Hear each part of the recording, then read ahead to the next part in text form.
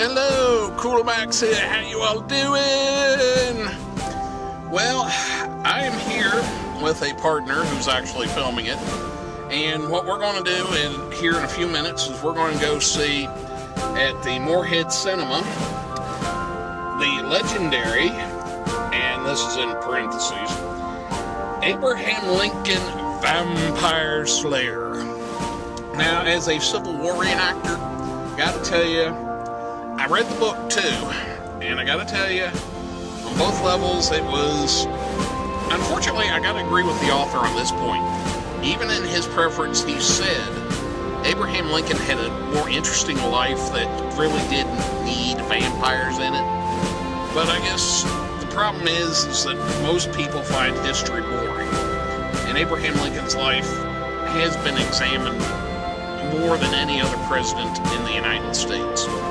So it would be kind of nice to see how Hollywood is going to tear the hell out of this book and destroy the 16th president of the United States. This is the next great assassination, I'm sure, but I will withhold any real judgment until I see the end of this movie. You heard that, Tiger Boy? Get your tail and get and move and get out there and do something. March up and down that thing. You get that weapon, you put it on your shoulder, and you get to marching down that field now. I am tired of having you limp behind everybody else when I've got a job to do. Now move! Get on gear! Get going! Go! Go! Go! You heard what I said, now move! Hit Jack Forrest and strike him down.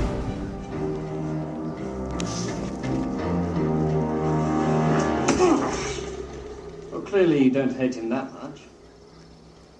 Tell me what you hate. I hate that my mother was taken away. Inadequate. I hate that we were afraid. And? That my mother, father, everyone that we knew lived in fear.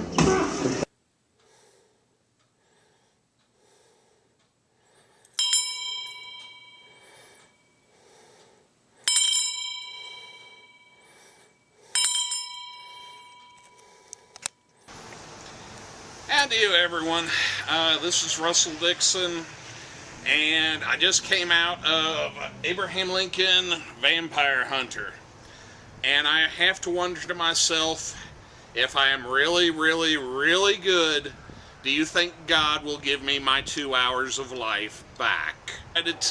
Well, you remember the old Dragnet episodes where they said the names had been changed to protect the innocent? Well, they used the names and changed the story completely. What basically happened here is that we took past associates and names with Abraham Lincoln associated with them, and we decided to just revamp the whole thing. First and most shining example was Mary Todd Lincoln, who was a mental case. This did not come out anywhere in the movie that she was a mental case. Second off, Lincoln had bouts of depression. This guy was never sad once during... He got kind of, I'll kill everybody, but he never got depressed about it, I don't think. Speed was a business associate from Springfield, Illinois, but once they parted ways, before he was even in the political arena, we just never heard from him again. He never... The people he took to the White House,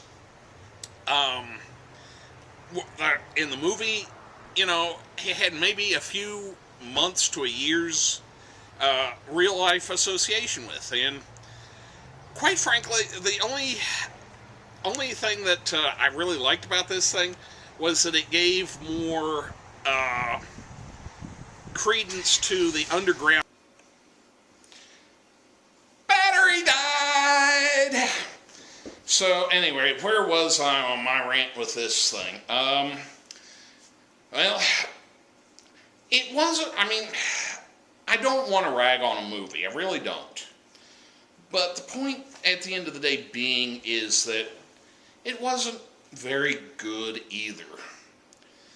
As I was saying, it did showcase the Underground Railroad more than in the book, because in the book it was just basically given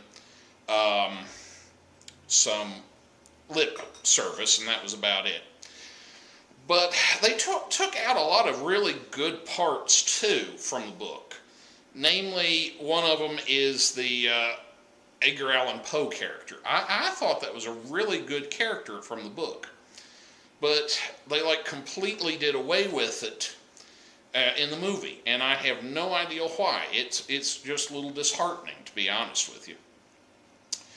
So, I don't know. Like I said, everybody's going to have different opinions on this. Everybody's going to have their own take on it. This was just not the type of movie that I liked.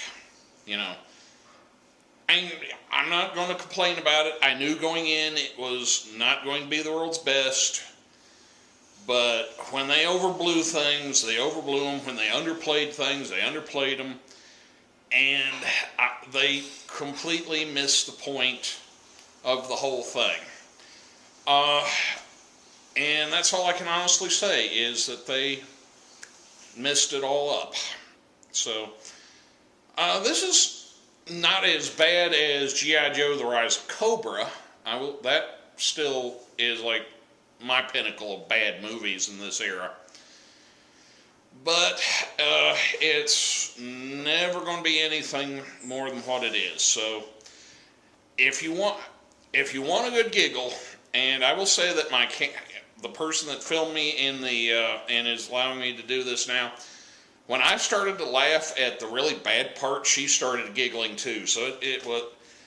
The problem is everybody else around us didn't understand why we were giggling so badly. So, but I mean, all my reenactor buddies out there, if you just want to waste your money, go see this. If you want to wait till it's free someplace, you know, go for that.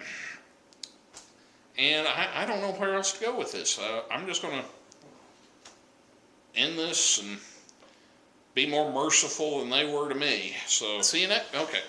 See you next time. This cool back signing up. Oh, yeah!